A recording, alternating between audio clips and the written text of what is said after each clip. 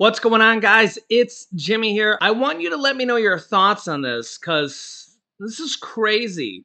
A Utah parent upset by book bans gets the Bible pulled from school shelves to expose bad faith process.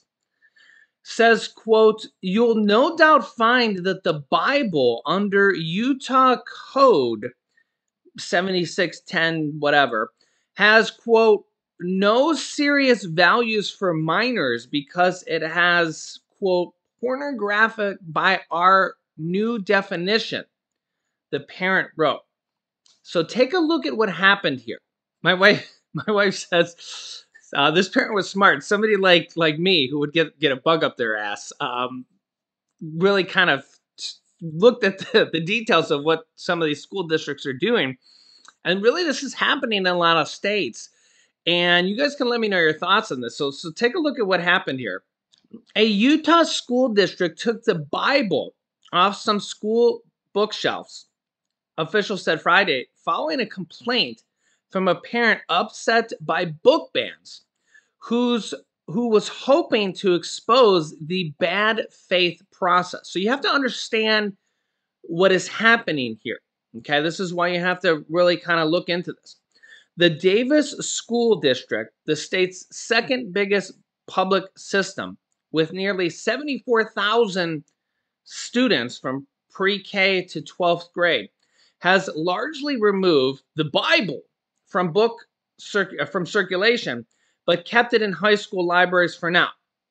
The parent, in a copy of the complaint obtained by NBC News, that has redacted their identity, said their effort to boot the Bible was in protest of a 2022 Utah law that made it easier to remove indecent content from schools.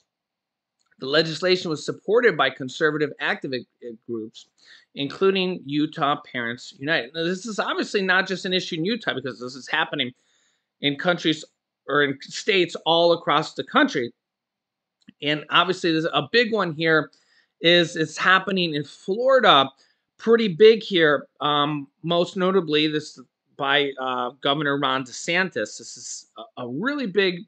I think a lot of people have heard about what's happening here in Florida. You can see the headline here from Associated Press. Presidential hopeful Ron DeSantis inspires push to make book bans easier in Republican-controlled states. So this parent in Utah said, "Okay, well here's what happened. I thank the Utah legislator and Utah Parents United for making this bad faith process so much easier and way more efficient," the parent said in the complaint. "Now we can all ban books, and you don't even need to read them or be accurate about it. Heck, you don't even need to see the book." This is kind of part of the problem. An 8-page type list of examples of objectionable material in the Bible, quoting the exact scriptures, was included in the complaint. And I'm not going to read this next paragraph, but you can, if you want to, a list of things that are listed in the Bible. Teachings of the Bible mention some of this stuff, whether they're teaching against it, things not to do, things you might come across in life, etc.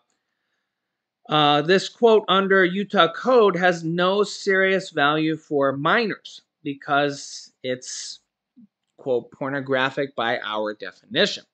A district review committee acted on the complaint and examined the King James Version of the Bible with an eye towards Utah Code covering public obscenity and other inappropriate materials, officials said. The committee decided to retain the book in school library circulation only at the high school level based on age appropriateness due to vulgarity or violence, according to a statement from NBC News. The committee's decision has been appealed by an individual who would like it to be retained at all levels. Obviously, I can understand that. It's the Bible, right? It's the principle of what is going on here that you have to understand is that what this parent did is these rules that these schools are using across the country is they're using this to ban hundreds or thousands of books, including the Bible, unrightfully.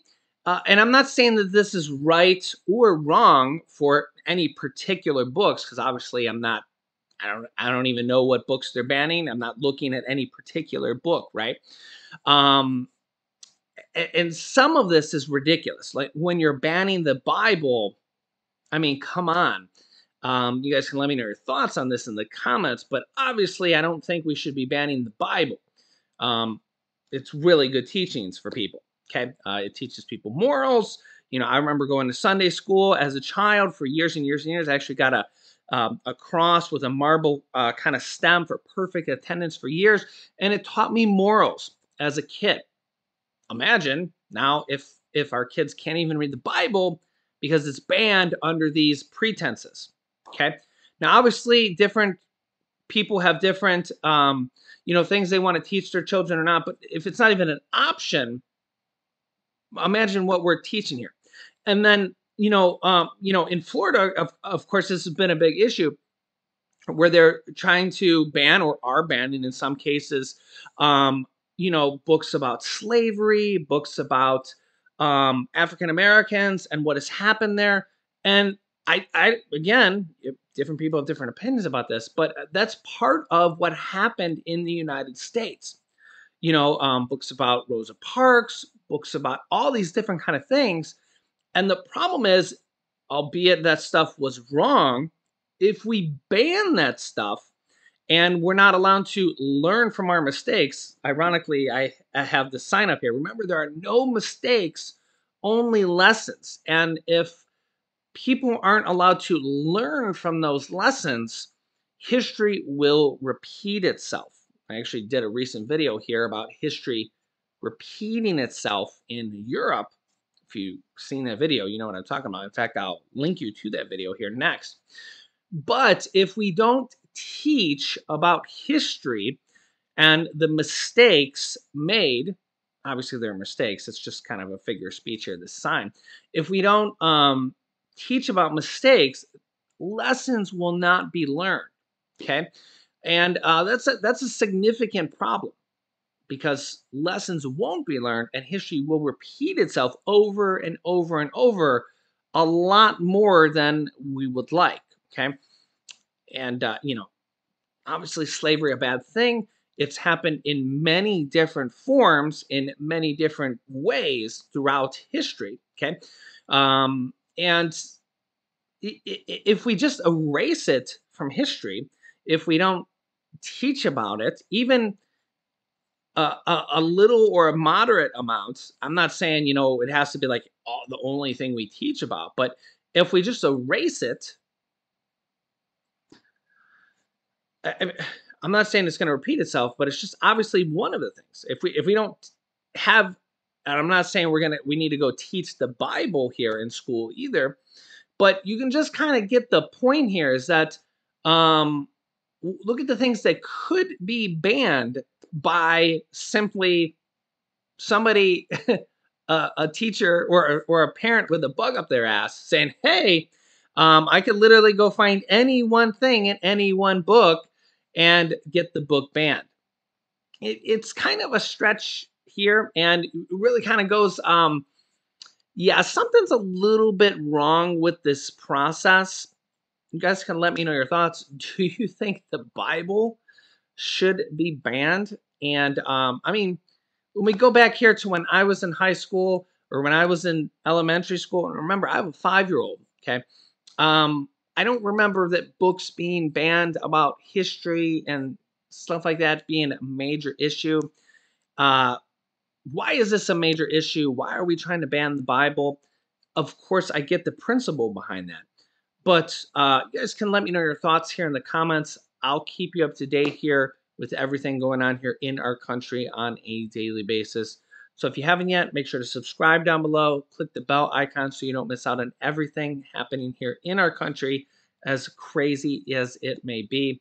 Thank you for liking and sharing these videos, and let me know your thoughts here in the comments. I'm sure there will be a big discussion on that. Here's some videos you should watch next. Congress passes 2 major bills, but President Biden will veto one of them. And will history repeat itself? Well, see here in this video. Click on one of them next. Thanks for watching, guys, and I'll see you in the next video.